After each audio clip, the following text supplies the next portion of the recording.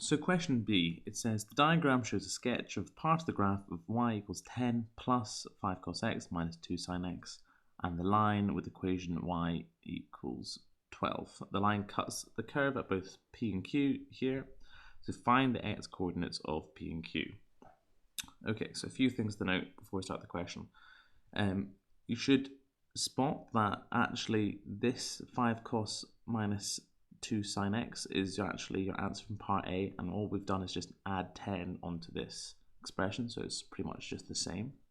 So we can actually write out our expression, so we're given y equals 10 plus 5 cos x minus 2 sin x, but then this just becomes 10 plus root 29 cos x plus 0.381. That's from part A.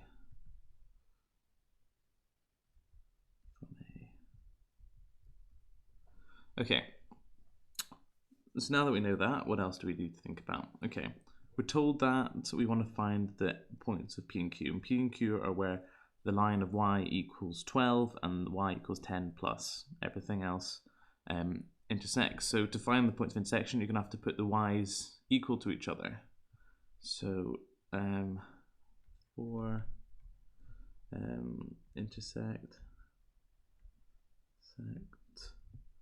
y equal to y. So this is going to become 10 plus root 29 cos, put a bit of bracket in, cos x plus 0.381, okay, equals 12, because this is the y equals 12, okay? And then this is kind of just becomes a bit more like just an algebra problem.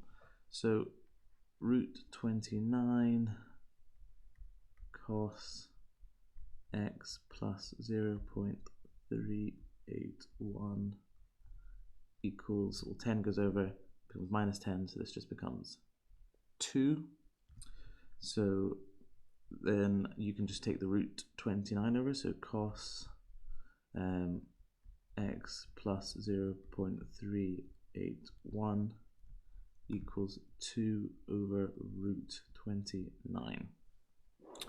Okay, well, what's going to happen now is we're going to have to take the inverse cos of both sides. So this is going to become x plus 0.381 equals cos minus 1 2 over root 29.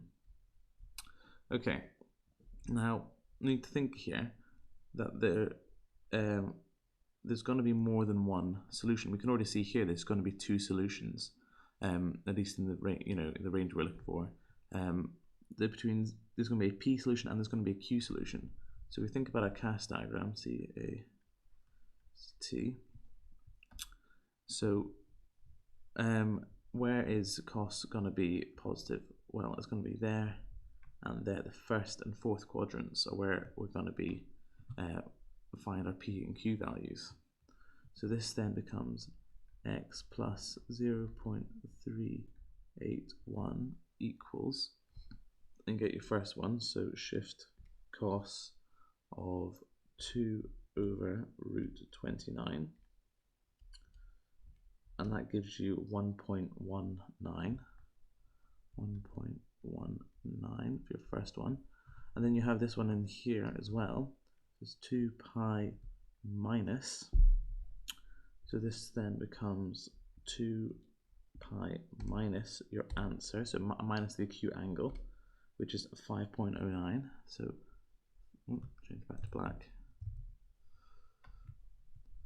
5.09. And now when you have your two angles, that's when you then can come across and remove and take this 0.38 out of the equation, or from the left hand side even. It's been shifted over to the left, so you're kind of undoing the shift. So equals, so it's just a simple case of 1.19 minus 0.381, which is 0.809. Then the same thing for 5.09. So that is 4.709, 4.709. Okay, so that is almost your final answer. Remember, they want us to say find the values of P and Q, so now you need to think about which one's P and which one's Q. Well, it makes sense for P is going to be the smaller one because it's closer to 0, and Q is going to be the larger one because it's furthest away. So you could write P is equal to 0.809 rad. Oh no, it's not, it's just the x coordinate. So 0.89. Oh yeah, of course, it wants the x coordinates, so just that there. And then Q is 4.709. And that's what I asked for in this question. But you know, if they'd asked for find the coordinates, the x and y coordinates, both of these would have been at 12. So this would have been 0.809, 12, and 4.709, 12 as well. So let's see where you get the marks with these. These are our final answers here.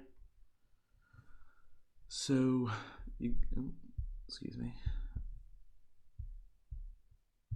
So you get your first mark for equating to 12 and simplifying the constants. So here, I imagine, and then you get using your result from part A and rearranging.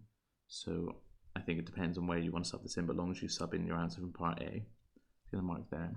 And then you get another answer, another mark for solving for x plus a, which is what we've got here. So solving for here, and then you get your last mark for solving for x. So here for this mark, so that's your 4 marks.